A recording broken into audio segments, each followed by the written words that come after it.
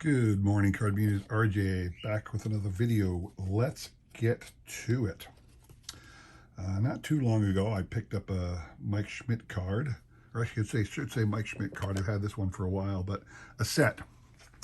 This is my Mike Schmidt base card from the 2005 Topps Gallery.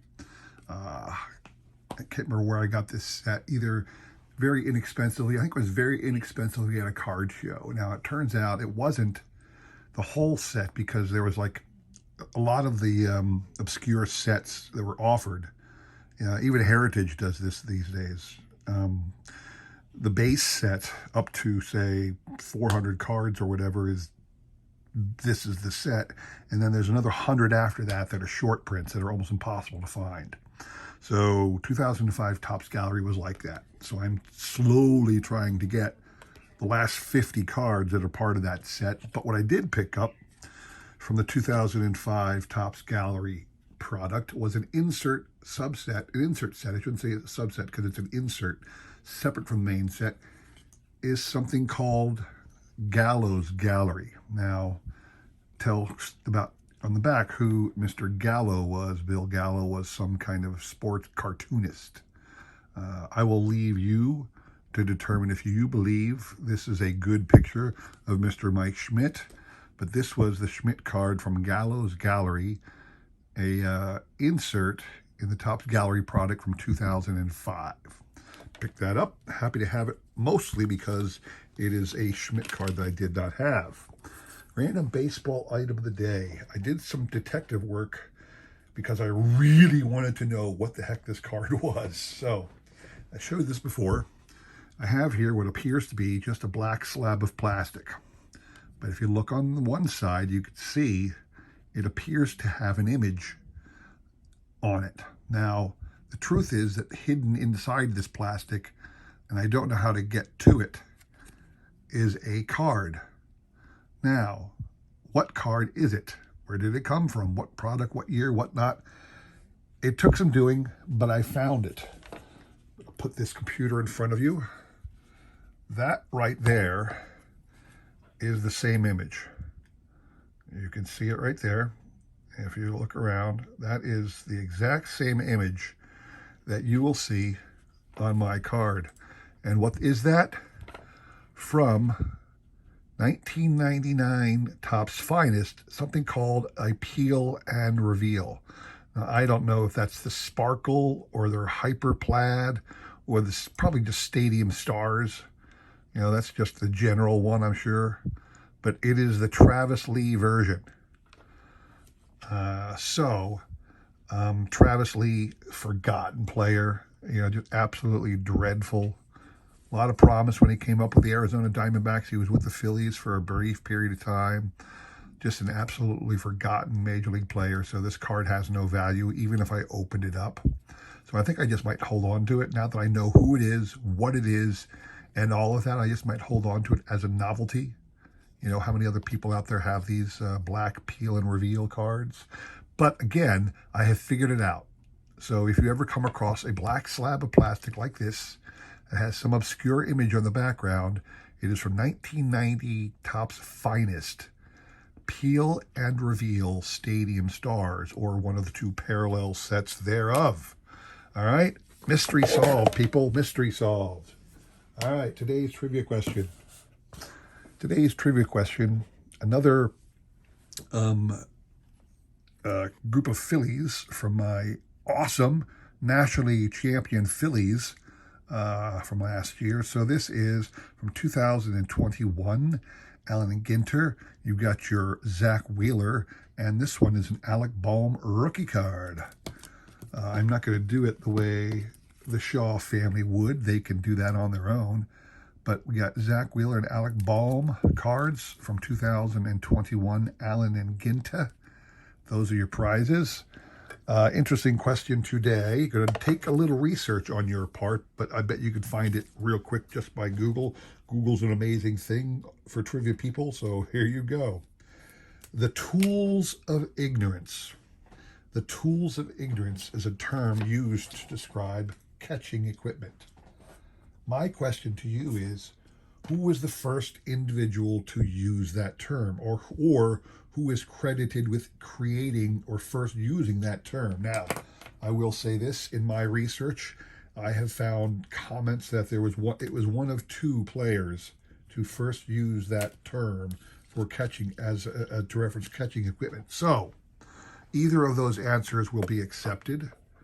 Again, who's the first person to use the term tools of ignorance to describe or to refer to catching equipment? All right. Email me the correct answer. I will include my email in the description below, along with a repeat of the question. You will have today and tomorrow to answer that, and we will pick a winner on Sunday. Let's go. Good luck to everybody. All right. Today, I want to show off a small set.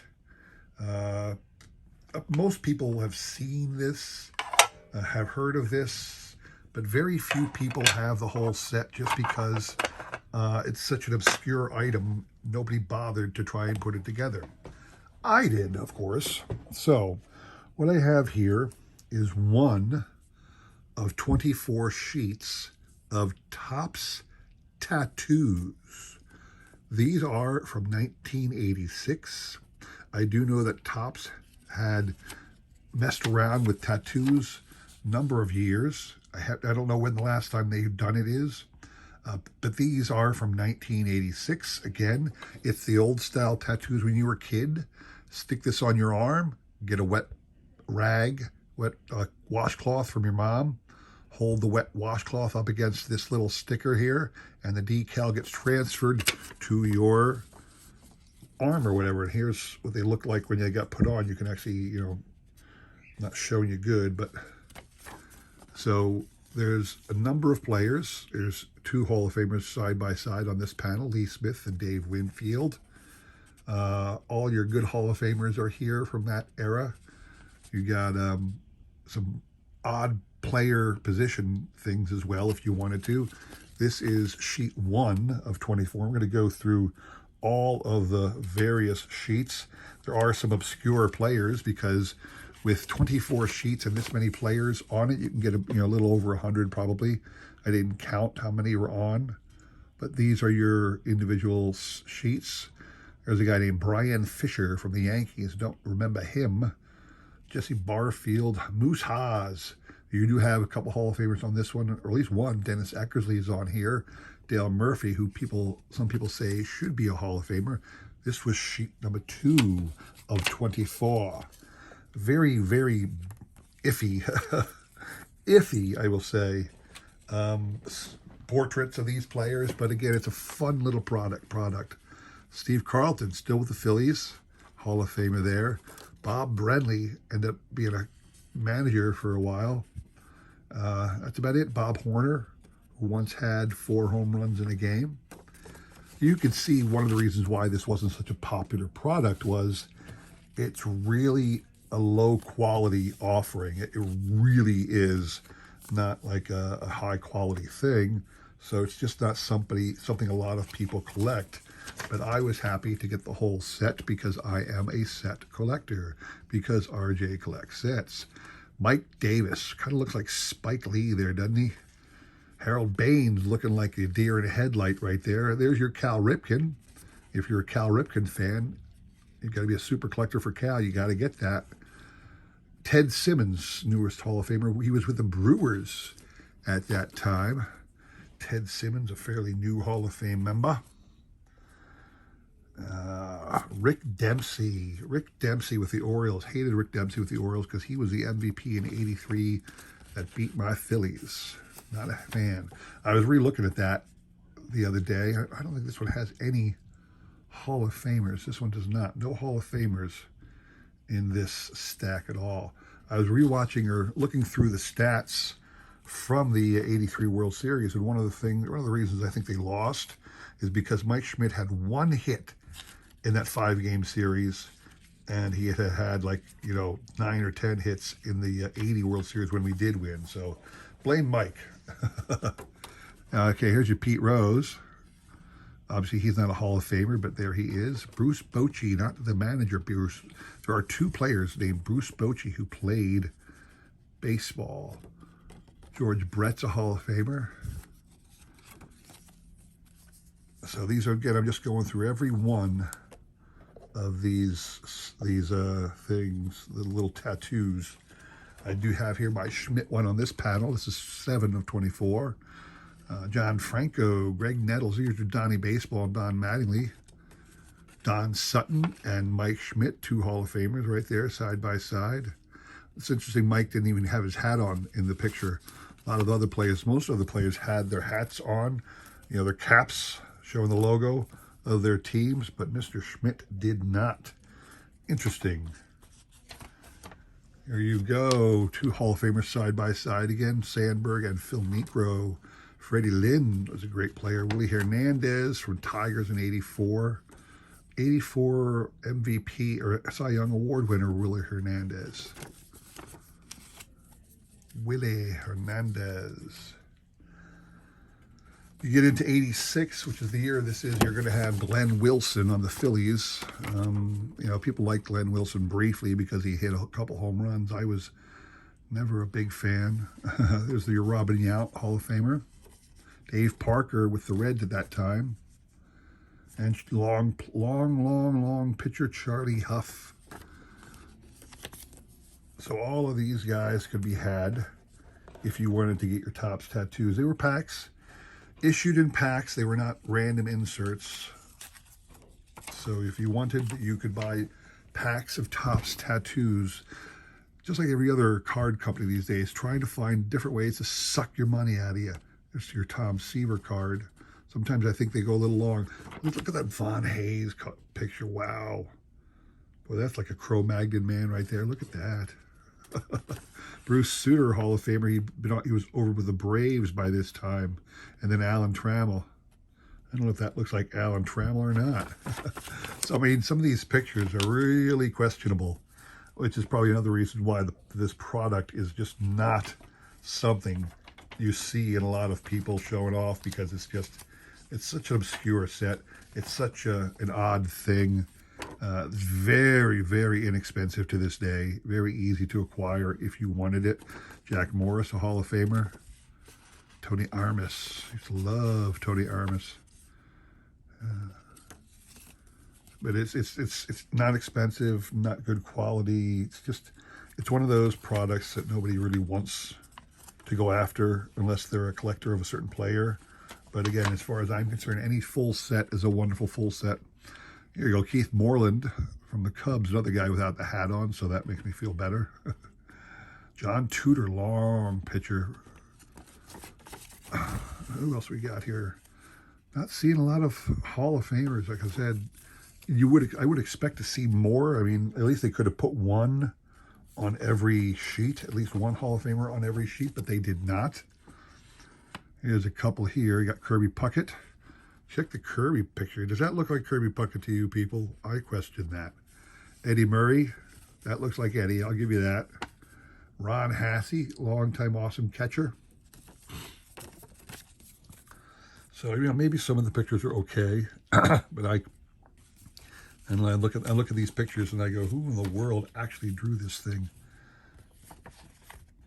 There is nothing on the back of these because it's a product that was made to be, you know, soaked on one side and transfer the image. You couldn't have anything on the back of that. That's why there's nothing on the opposite side, because the intent was for you to transfer the picture from one side to your arm or wherever you chose to put it.